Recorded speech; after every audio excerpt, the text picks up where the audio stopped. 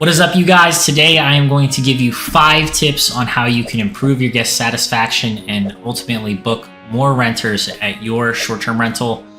These are things that I've used recently. Whenever we launch a new listing, I like to hop into the chats, take the driver's seat, and make sure that I'm communicating with the guests and giving it that JD effect. So if you want to have the JD effect, here are 5 things you can do. So the first thing that you should be doing with all your guests is talking to them like you're talking to an old friend. So for me, when I have people come visit the Poconos who haven't been here before, or I only see maybe once every 6 months, I talk to them differently and I try to make them feel like we're picking up right where we left off, but I understand this is an experience for them. They're making a whole weekend out of it, and I try to make sure they feel at home every step of the way. You need to do the same thing with your guests, and that starts with your tonality. It's got to be the exact same, even though you just maybe message them for the first time ever, you have no clue who this person is, treat them like a long-lost friend.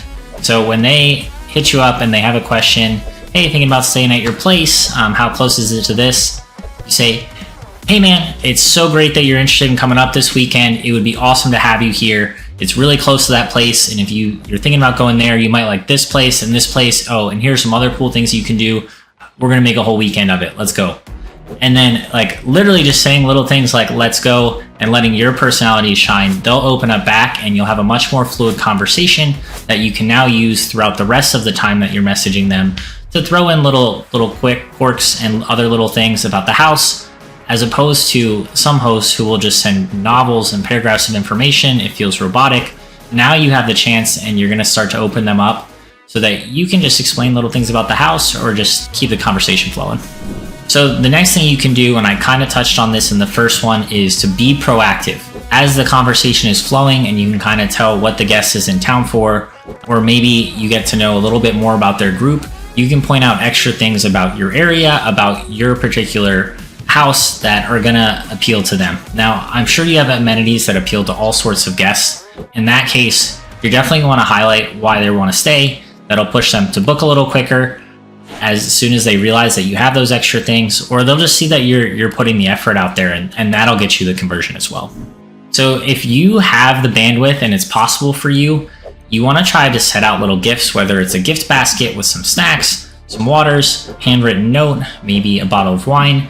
Any little gesture you can do to welcome them on the way in definitely goes a long way throughout the process. Another thing that you can do is give them freebies. So sometimes I'll charge for early check-in, late checkout. I know a lot of hosts do, but on those first couple reservations, if you really want to hit the mark, just let them slide. Again, they're your friend coming at it from out of town. Treat them like you would family. If they say, hey, I might need a little more time to check out today, I know I'm pushing it close, that's when you say, not a problem at all. You're welcome to stay another hour, 2 hours, whatever you need, we'll make it happen. Little things like that, when they were in a panic and most hosts wouldn't change that standard, you just put yourself another leg up. Any opportunity you have to make the guests feel surprised at how hospitable you are, take it, and you'll definitely get the 5 stars on those first couple reviews. So the number one most important thing you can do on these first couple of guest stays, or if you're trying to get a 5-star review, is you have to pay for good cleaning. It's probably the biggest mistake I see people make, is when they're shopping for cleaners, they always go with whoever is most reasonably priced. You ask a couple questions, but it's hard to really know how great a cleaner is unless you've seen their work, you've seen their other profile reviews. When you're looking for a great guest experience, it's worth paying the extra $25, $50, whatever it is per clean. Even if they're a little pricier and you're not taking home quite as much, it'll pay off tenfold in the long run when your guest reviews are really high. You want the best cleaner in your market, and that'll take you a long way. So there it is, guys. Those are my 5 tips if you want to improve guest satisfaction. You want to treat them like an old friend. You want to be proactive with your messaging. You want to add as many personal touches as you can. You want to give them freebies where you can. And you definitely want the best cleaner in the market. If you nail all those things, it's going to be really hard for anything to go wrong. And if it does, they'll probably cut you some slack and let you slide because you were just so hospitable throughout the process. Follow me for more tips on how to get your short-term rental booked. And if you're looking to get into the short-term rental game, I have a team of luxury agents that could help you get the right starter property.